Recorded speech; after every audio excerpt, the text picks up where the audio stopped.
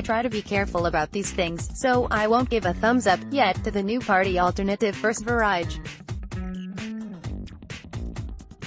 I want to know more about them. That said, the party leader, Gustav Kasselstrand, is saying all the right things. What you read about Sweden on alternative news platforms is true, he told an interviewer recently. We are facing problems more severe than ever before in our history, where Swedes face a situation of being a minority within 20 years if nothing is done to stop the replacement of our people. He added, I would describe the problems in Sweden as some kind of low-intensive civil war, with gradually increasing intensity for each day. Well, I'm not yet sure what to make of Kasselstrand and his party. I do know what to make of the establishment they're taking on. It's a gang of liars.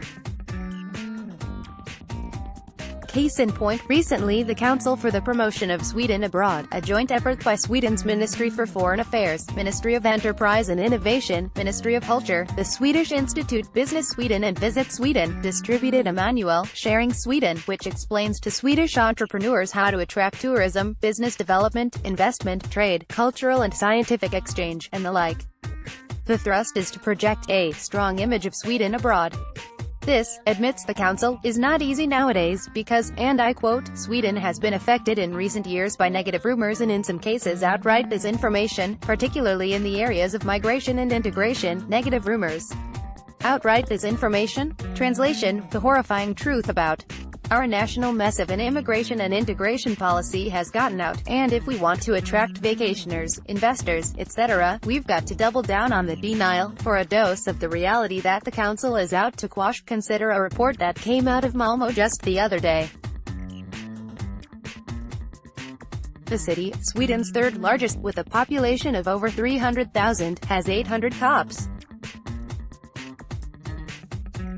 Violent crime by Muslim gangs has reached such high levels, however, that the police department says it would need an extra 7,200 officers, an increase of 900% to even hope to be able to handle the problem. Unfortunately, even if the government were willing to spend the money to hire that many new cops, and it isn't because it's busy spending that dough on immigrant welfare payments, housing subsidies, and so on, there are no new cops to be found. Sweden's Muslim crime problem is so severe that police officers are retiring en masse, and the police academies are empty, because only a lunatic would want to enter upon a career as a cop in Sweden nowadays. Being a cop in Sweden used to mean gently reminding kids not to jaywalk. Now it means walking into the valley of the shadow of death, unarmed.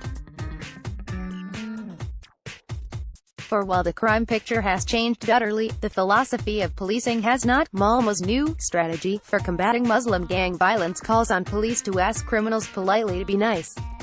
I'm not kidding, it's not just Malmö.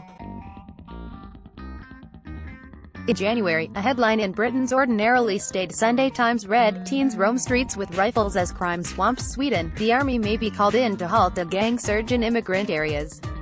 Another crime-fighting policy, instituted in no-go zones across Sweden 3 years ago, has already proved a colossal failure. The scale of violence continues to climb, and the intensity of that violence keeps getting steadily worse. Cops are scared. When two of them respond to a call, one of them has to check out the possible crime scene, tend to any victims, and look around for perpetrators, while the other guards the police car. There are now 61 no-go zones in Sweden. The number of especially dangerous ones is 23, up from 15 in 2015. The number, naturally, is constantly on the rise. Then there's this. On June 6, Sundsvall municipality, on the central Swedish coast, celebrated Sweden's National Day by inviting new Swedish citizens to the city hall to hear Palestinians perform a violent revolutionary song in Arabic that included lines about firing guns and jihadist martyrdom. On Midsummer's Eve, June 23, which is a major festival in Sweden, TV4's morning news program featured a special cooking segment focusing on traditional foods. No, not herring, the dish usually associated with that holiday, but kebab, which was prepared by a woman in a hijab. The truth about Sweden, then, is dire.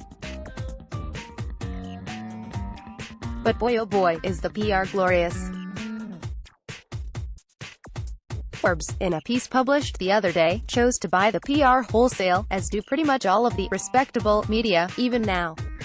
In an article about Forbes' selections for the world's most reputable countries 2018, Vicky Valet described Sweden, which grabbed the list's top spot, as exemplary of the increasing tendency of international businesses to be drawn to beautiful landscapes, friendly citizens and ethical policies. Ethical policies, in this case meaning admission into the country of hordes of unvetted Muslims. Valet praised Sweden's decades of sustainability initiatives, meaning, of course, environmental sustainability. Never mind that Sweden's migrant policies are fast rendering it socially, economically, and culturally unsustainable. Globally, applauded Valet, Sweden accounts for less than 0.2% of all greenhouse gas emissions. She failed to note that Sweden has only about 0.1% of the world population, far from warning that Sweden's migrant policies have placed it on an insanely self-destructive path. Valet celebrated them as good for its international image. Sweden has become synonymous with hospitality. It has a long history of embracing the displaced, most recently opening its borders to 163,000 refugees.